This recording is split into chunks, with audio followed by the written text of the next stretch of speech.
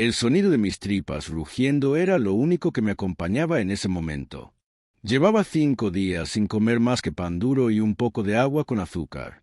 Y justo cuando me animé a pedirle ayuda, a implorarle con lo poco de dignidad que me quedaba, ella me cerró la puerta en la cara.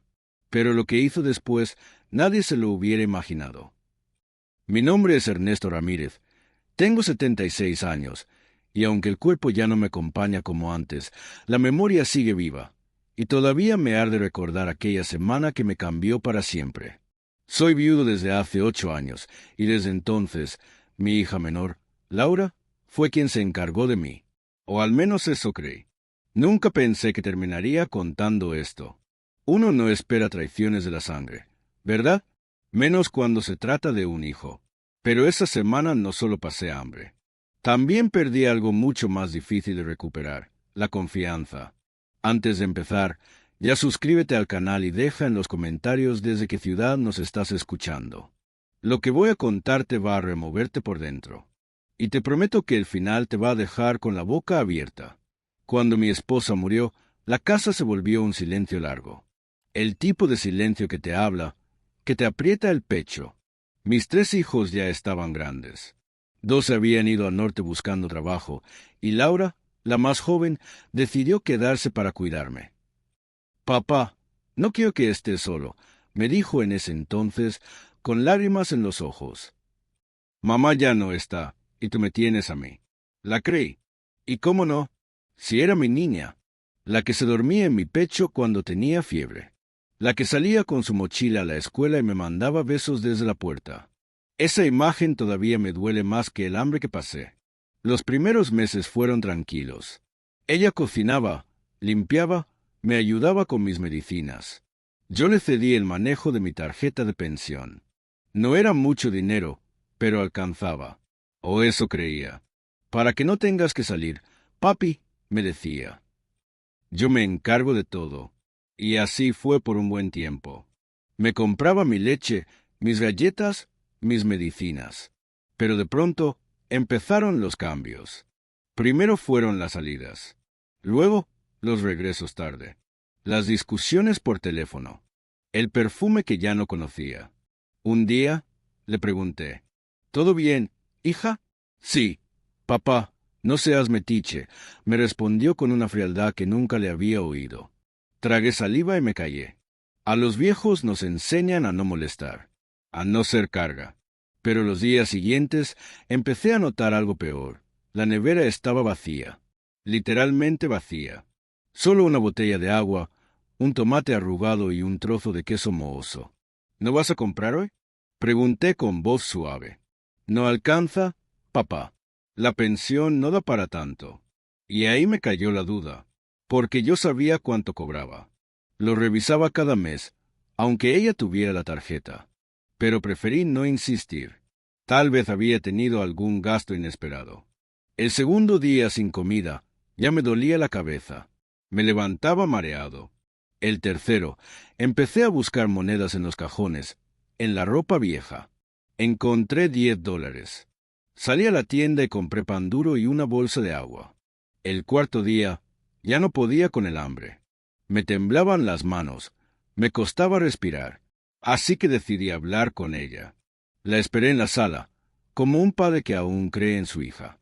Laura, por favor, necesito comer algo.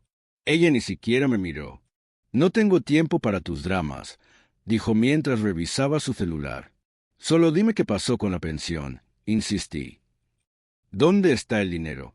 Entonces se levantó como una fiera. Tú no sabes lo que cuesta mantener esta casa. Yo hago todo y encima tengo que escucharte quejarte. Y antes de que pudiera responder, salió de casa y me dejó hablando solo. Ahí, en esa sala vacía, sentí más frío que nunca. Y no era por el clima, era por dentro. El quinto día, supe que algo andaba muy mal. Fui al cajón donde guardaba mis documentos.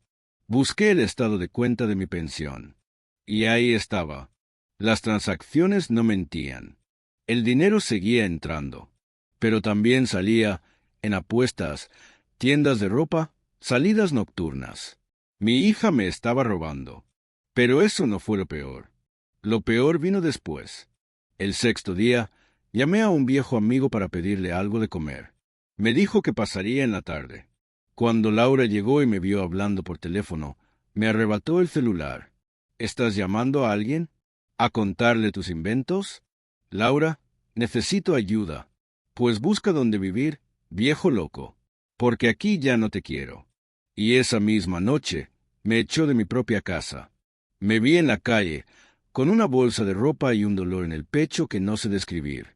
No era solo el hambre, era el golpe de saber que mi propia hija me había dejado sin techo, sin comida y sin dignidad.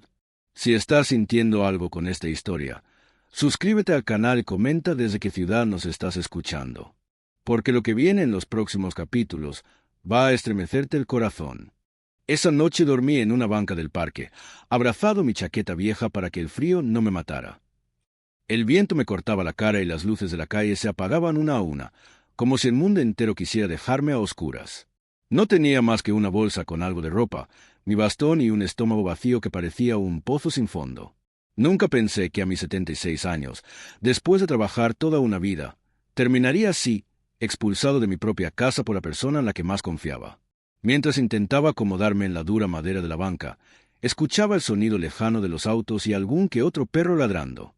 Cerré los ojos, pero no para dormir, sino para no llorar, porque si me dejaba llevar por las lágrimas, sabía que no podría parar.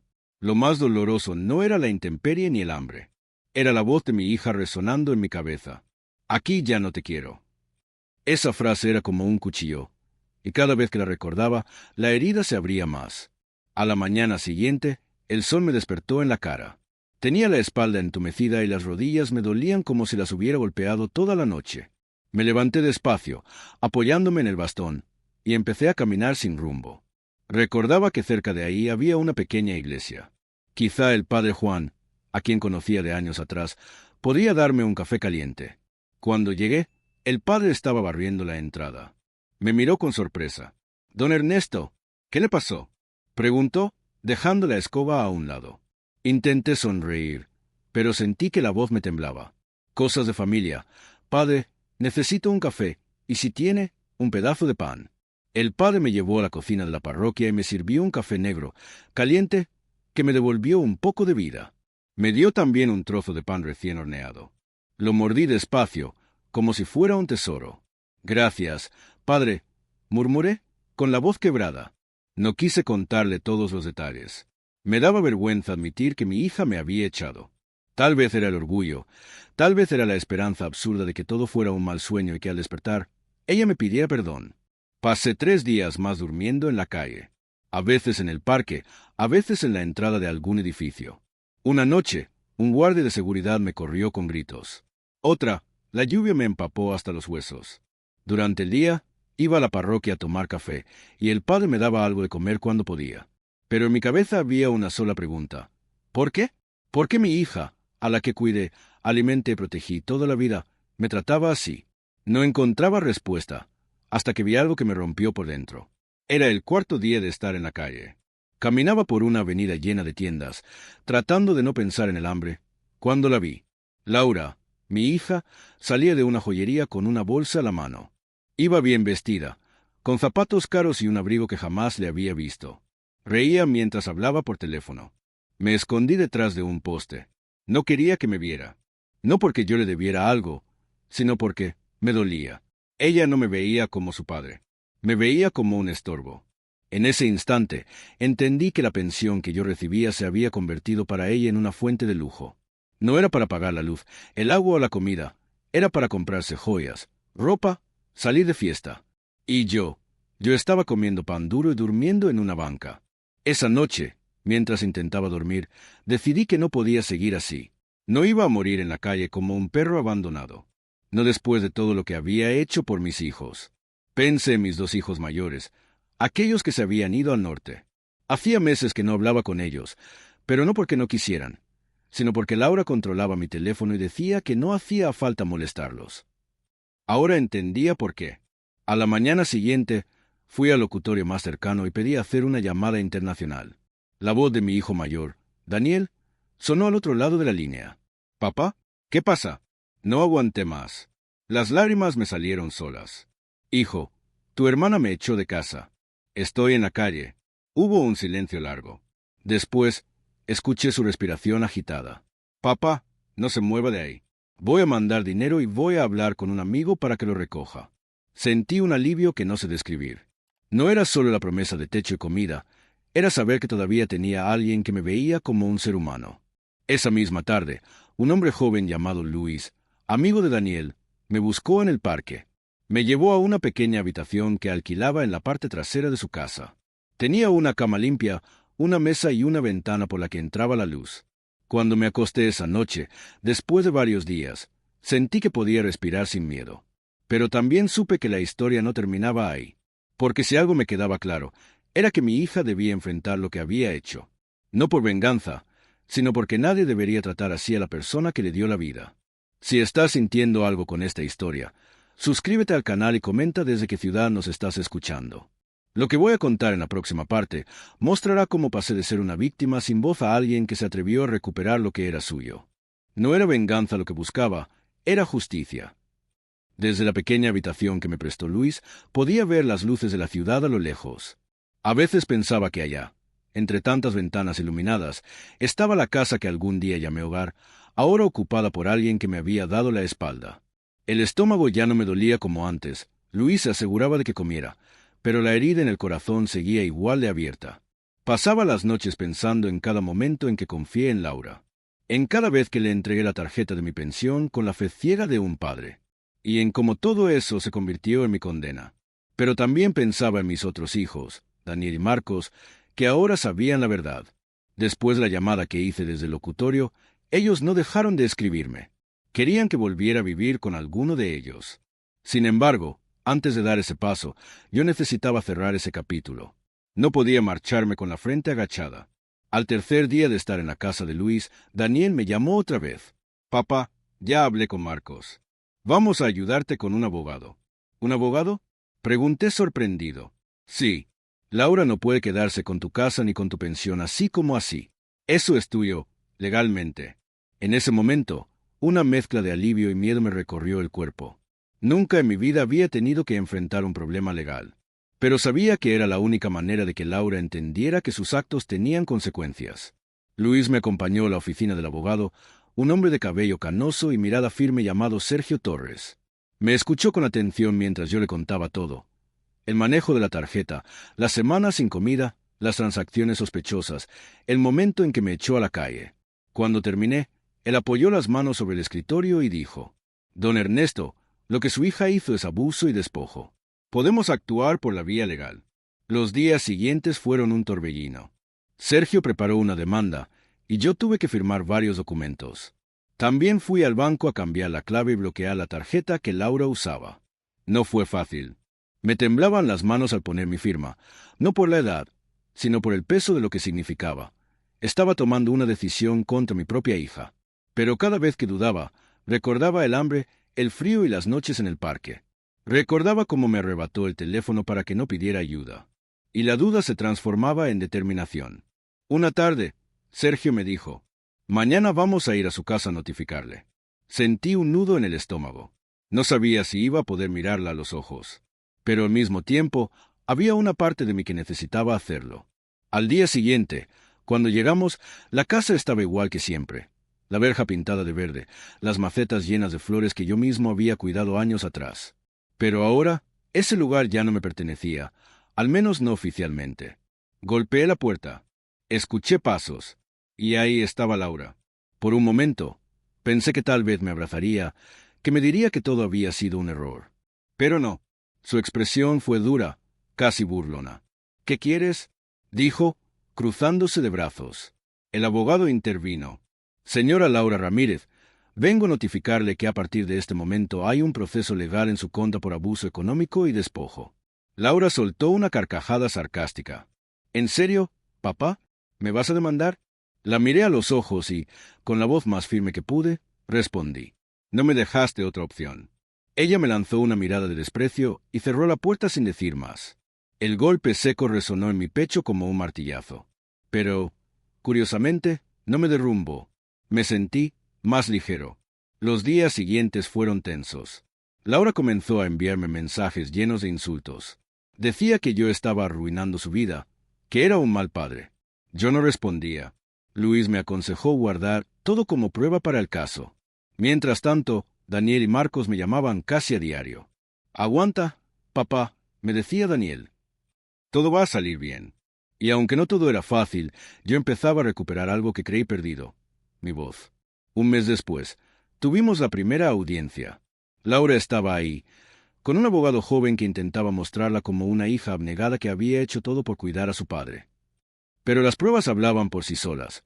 Los extractos bancarios, las compras de lujo, los gastos en apuestas, el retiro total de mi pensión. Y, sobre todo, mi testimonio, que di con el corazón en la mano, mirando al juez a los ojos. Cuando terminé de hablar, hubo un silencio en la sala. El juez me observó por un momento y luego anunció que, mientras el proceso continuaba, se me restituiría el acceso a mi casa y a mi pensión. Salí de ese tribunal con el corazón acelerado. No era una victoria definitiva, pero sí el primer paso para recuperar mi vida. Luis me acompañó de regreso y en el camino me dijo: «Don Ernesto, usted no solo está peleando por lo suyo, está dándole una lección a cualquiera que crea que puede abusar de un anciano». Esa frase me hizo pensar. Tal vez mi historia no fuera solo mía. Tal vez había otros como yo, callando abusos por miedo o vergüenza.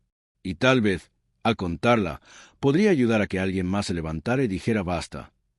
Si estás sintiendo algo con esta historia, suscríbete al canal y comenta desde qué ciudad nos estás escuchando. Ahora, te contaré el día en que crucé nuevamente la puerta de mi casa, y lo que encontré allí me dejó sin palabras. Empujé la puerta de mi casa y el olor a alcohol y humo viejo me golpeó como una bofetada. El cerrojo cedió con un quejido metálico. El oficial que me acompañaba por orden del juez se quedó en el umbral, tomando nota. Lo que vi en la mesa del comedor me heló la sangre. Había recibos arrugados de apuestas, boletos de empeño, una copa con marca de lápiz labial. En el centro, el portarretratos de mi esposa, pero sin la foto. El vídeo estaba cuarteado, como si alguien lo hubiera apretado con rabia. «¿Desea que permanezca aquí mientras revisa?», preguntó el oficial. «Correcto, profesional». «Un momento», dije, tragando el nudo que me subía por la garganta. Avancé con el bastón tanteando el piso. Cada habitación contaba una historia distinta y sucia. Cajones abiertos, ropa tirada, cuentas de bares con noches y madrugadas. En el dormitorio, la pared todavía conservaba la marca más clara donde antes colgaba el cuadro de bodas. No estaba. La colcha que mi esposa bordó a mano tenía quemaduras de cigarrillo. Me acerqué al ropero. El olor a perfume ajeno, fuerte y barato, me revolvió el estómago. En el cajón de los papeles hallé lo que no quería encontrar: un contrato de préstamo a nombre de Laura, con una firma parecida a la mía al final de la segunda hoja. Me temblaron los dedos. Acerqué el papel a la luz. Allí, en tinta azul, aparecía mi nombre. La E de Ernesto torcida, el trazo inseguro. Una falsificación. El documento hablaba de garantía solidaria y cesión de haberes. De pronto entendí por qué mis depósitos habían desaparecido con tanta velocidad. «Oficial, llamé. Necesitaré que esto conste». «Todo. Quédese tranquilo, don», respondió. «Fotografío y labro acta». Recorrimos juntos la casa. En la cocina, el refrigerador estaba casi tan desierto como la última vez. Una cerveza abierta, una bandeja con restos secos, un limón petrificado. En el bote de basura, sobres con sellos rojos: urgente, vencido. En el lavadero, una caja con alhajas falsas y, al fondo, la cajita de madera de mi esposa, vacía. El anillo de su madre no estaba. Me sostuve del marco de la puerta. Era un viejo, sí, pero ese dolor era nuevo, agudo, como si la traición tuviera filo propio. El oficial carraspeó, incómodo. «Voy a terminar el acta. Está en su derecho de cambiar cerraduras». Asentí en silencio. Llamé a un cerrajero. Mientras trabajaba, me asomé a la calle. La vecina de al lado, doña Fina, me hizo señas con un gesto apurado. «Don Ernesto, vinieron hombres preguntando por su hija», susurró. «Grandotes, con camioneta negra. Golpearon fuerte la semana pasada. Dijeron que si no pagaban, se llevaban cosas de la casa». Yo me asusté. «Gracias, doña Fina», alcancé a decir. «Si vuelven, no abra. Y llame a la policía». Volví adentro. Sobre la mesa, acomodé una a una las pruebas. El contrato con mi nombre falsificado, los recibos de apuestas, las boletas de empeño con números de serie, el anillo de mi esposa, empeñado. Sentí que algo en mi pecho, un resorte viejo, podía romperse. Respiré hondo. No era el momento de llorar, era el momento de pensar.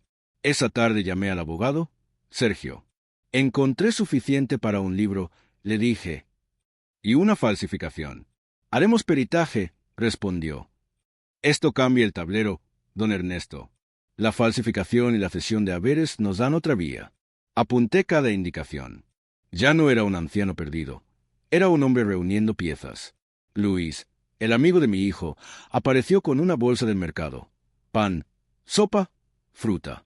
Nos sentamos a comer en silencio, como soldados antes de una batalla. «Vas a recuperar esto», dijo él, mirando alrededor.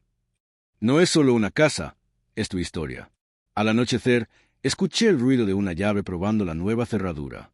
Mis músculos se tensaron. Unos golpes secos en la puerta. «Laura», gritó una voz masculina. «Abrid». No contesté. El oficial me había recomendado prudencia. Repetidos, los golpes fueron más duros. Después se alejaron y el motor de una camioneta rugió. Apunté la hora. Tomé nota de todo. Al día siguiente, muy temprano, ordené lo mínimo. Cambié la ropa de cama, barrí, abrí las ventanas. De la radio del vecindario se colaba un tango viejo que hablaba de pérdidas y de orgullo. Me senté frente a la mesa con un cuaderno y una lapicera. Hice un plan. Primero, bloquear definitivamente cualquier acceso a mi pensión. Ya lo habíamos hecho, pero reforcé con una orden al banco y una alerta. Segundo, peritaje de la firma.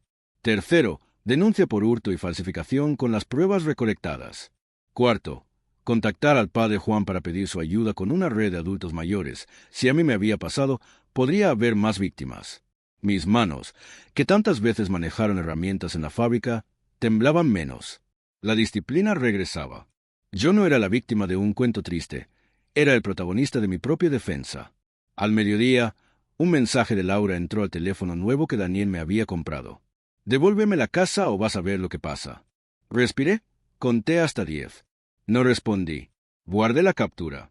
Por la tarde, Sergio me llamó para una reunión rápida en su despacho. Caminé con el bastón, firme. Allí estaban él y una mujer morena de ojos atentos, la perito caligráfica. Traje la documentación, dije, y puse el contrato falsificado en la mesa. «Déjeme». Ella lo miró con lupa, comparó trazos de documentos míos. «Sí, hay indicios claros de imitación. Prepararé informe».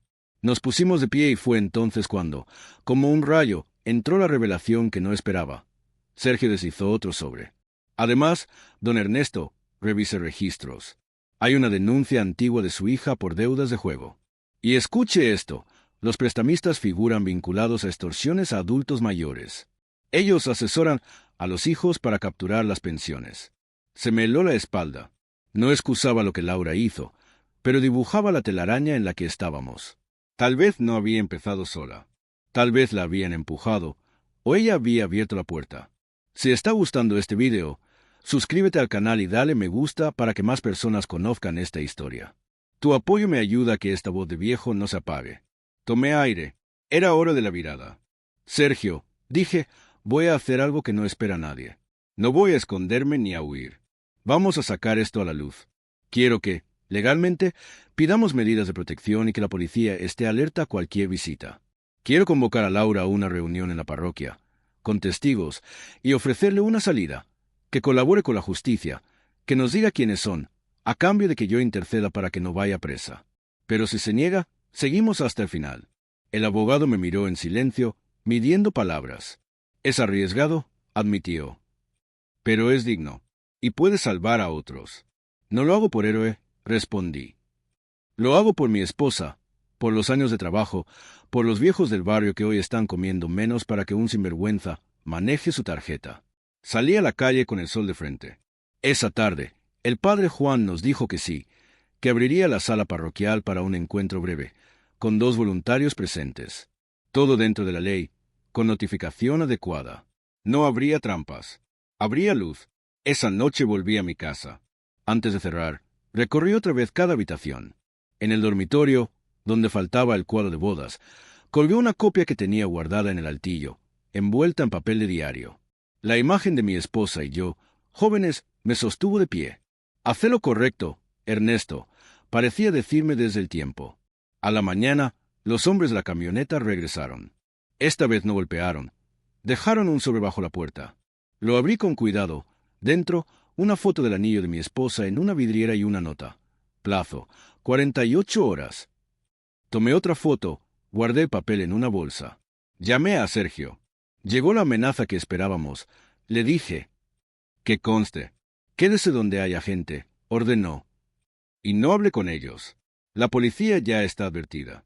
Al caer la tarde, Laura apareció. Tocó con suavidad, como si aún fuera mi niña pidiendo permiso para entrar a mi taller. Abrí. Su mirada iba y venía, inquieta como animal acorralado. Tenía ojeras y las manos le sudaban. «Papá», dijo apenas, «necesito hablar». Hice a un lado la puerta. No estaba solo. Luis, sentado en la sala, doña Fina, asomada desde su ventana, y el padre Juan, avisado, aguardando al teléfono. Laura dio 2 pasos y vio los papeles ordenados, las copias, el cuaderno con horarios, la lupa descansando al costado. Se quedó muda. «Nos vamos a ver en la parroquia», le expliqué, despacio. «Con testigos y con tu abogado si quieres. Vas a decirme quiénes te enredaron y cómo falsificaron mi firma. Vas a decirnos dónde está el anillo de tu madre. Y vas a decidir si te salvás con la verdad o te hundís con la mentira». Ella apretó los dientes, los ojos brillándole húmedos. «No sabes con quién te metes, viejo», susurró. «Sí sé», respondí, clavándole la mirada. «Me meto con quien me dejó una semana sin comer y me robó toda la pensión. Me meto con quien quiso borrar mi historia. Y no lo voy a permitir». Laura miró a Luis, miró a la puerta, y por un instante creí ver a la niña que fue, temblando al admitir una travesura. Se quebró. «No fue solo idea mía», dijo, la voz rota. Yo empecé, pero después ellos». Levanté una mano. «En la parroquia», repetí. «Con luz, con papeles, con la verdad». Cerré la puerta tras su salida y apoyé la frente en la madera. Mis manos, viejas y marcadas, descansaron sobre el bastón. La batalla no había terminado, pero el miedo ya no mandaba. Puse agua para el mate, abrí las ventanas de par en par, dejé que el aire barriera lo viejo. En la mesa, el lugar vacío donde iba la foto de mi esposa me recordó el motivo.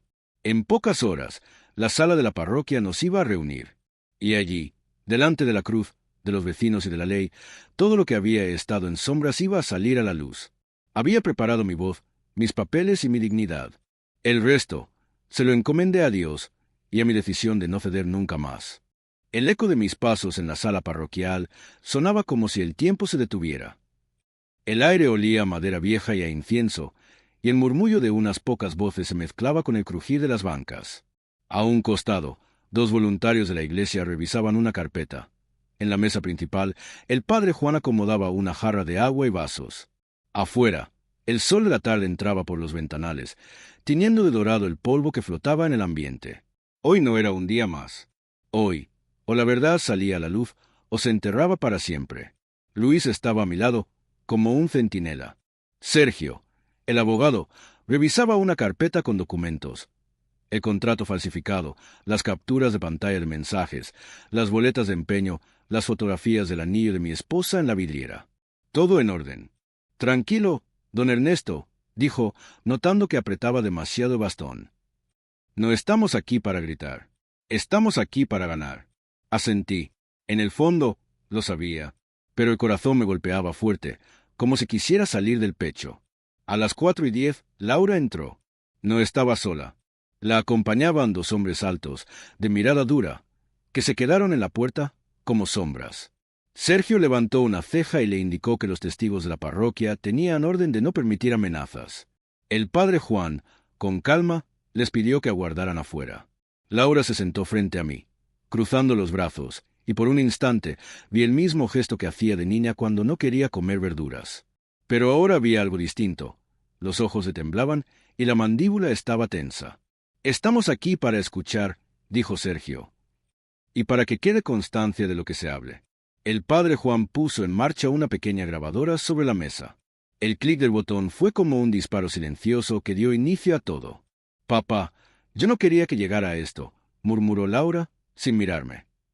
Al principio, yo solo tomaba un poco para mis cosas, pero después vinieron ellos. La interrumpí.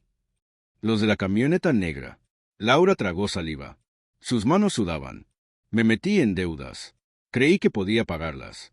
Usé la pensión, luego vendí algunas cosas, pero no alcanzaba. Ellos dijeron que si no conseguía más dinero. Hizo una pausa, mirando hacia la puerta. ¿Me harían daño o te harían daño a ti?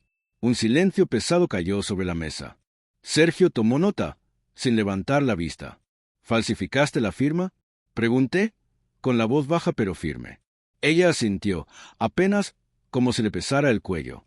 Sí, ellos me dijeron cómo hacerlo. Me dieron el contrato. ¿Y el anillo de tu madre? Lo empeñé. Su voz se quebró. Está en una casa de empeño de la calle Colón. Todavía no lo vendieron. Mis manos se apretaron sobre el bastón, pero me obligué a respirar hondo. No vine a destruirla. Vine a rescatar lo que quedaba. Laura, dije, aquí tienes dos caminos. Colaboras con la justicia, das nombres, direcciones, pruebas, y yo intercedo para que consideren tu cooperación. O sigues callando, y te hundes con ellos. Ella se quedó callada. Los voluntarios de la parroquia, testigos mudos, intercambiaron miradas. Sergio, sin dejar de escribir, agregó, ya hay un expediente abierto. Si usted coopera, podemos pedir medidas que eviten su prisión preventiva, pero tendrá que cumplir con todas las condiciones y devolver lo que se pueda recuperar. Laura levantó la vista, y por un momento, sus ojos se llenaron de lágrimas. Si hablo, me matan. Si no hablas, te condenas tú sola, contesté. Y yo no voy a mentir por ti. La tensión se podía cortar con un cuchillo. Finalmente, Laura soltó un suspiro largo, como quien suelta un peso enorme. Está bien, les diré todo. Lo que siguió fue un relato que heló la sangre a todos los presentes. Nombres, lugares, cómo operaban, cómo usaban a familiares para adueñarse de pensiones y bienes, cómo las deudas ficticias crecían hasta que la persona perdía todo. Sergio escuchaba como un cazador paciente, grabando cada palabra. El padre Juan cerraba los ojos de vez en cuando, como si le doliera escuchar. Yo solo sentía una mezcla de tristeza y alivio. Tristeza porque mi hija había caído tan bajo, alivio porque al fin veía una salida. Cuando terminó, Sergio guardó la grabadora y las notas. Esto es suficiente para una denuncia sólida, dijo. Con estos datos, la policía podrá actuar. Me miró. Y usted, don Ernesto, recuperará su casa, su pensión y, con suerte, el anillo. Nos levantamos. Afuera, los dos hombres de la camioneta seguían esperando. Pero no sabían que ahora la policía, alertada por Sergio, estaba lista para intervenir. Mientras Laura salía escoltada por dos oficiales que habían llegado sin hacer ruido, yo me quedé en la puerta de la parroquia, mirando cómo el sol bajaba detrás de los techos. No sentía triunfo. Sentía paz. Luis se acercó y me dio una palmada en el hombro. ¿Lo logró, don Ernesto? Lo logramos, corregí. Nadie pelea solo. En los días siguientes, las autoridades actuaron rápido. Los hombres de la camioneta fueron detenidos en un operativo. En la casa de empeño encontraron el anillo de mi esposa y otros objetos robados. El juez ordenó que todo lo mío me fuera devuelto. La casa volvió a ser mía por derecho y por ley. Una tarde, me senté en la mesa del comedor, con el anillo en la mano. El metal frío me devolvía imágenes de mi esposa riendo, cocinando, esperándome en la puerta. Lo puse sobre la mesa, frente a su foto ya restaurada en el portarretratos, y le hablé en silencio. Cumplí, vieja. No dejé que nos borraran. Reflexión final. La vejez no nos hace invisibles. Nos hace más vulnerables, sí, pero también más conscientes de lo que vale la dignidad. No permitas que el miedo o la vergüenza te callen. Si te hacen daño, habla. Si te roban, denuncia. La sangre no es excusa para el abuso. El amor verdadero de un hijo se demuestra cuidando, no destruyendo. Hoy, a mis 76 años, sé que las batallas más duras no son las que peleamos contra otros, sino las que peleamos contra la idea de que ya no valemos nada. Y aquí estoy, de pie, con mi casa, mi pensión y mi historia intactas. Comenta desde qué ciudad nos estás escuchando, suscríbete al canal y dale me gusta para apoyar nuestro trabajo. Que esta historia llegue a quien la necesite, y que ningún anciano vuelva a pasar lo que yo pasé.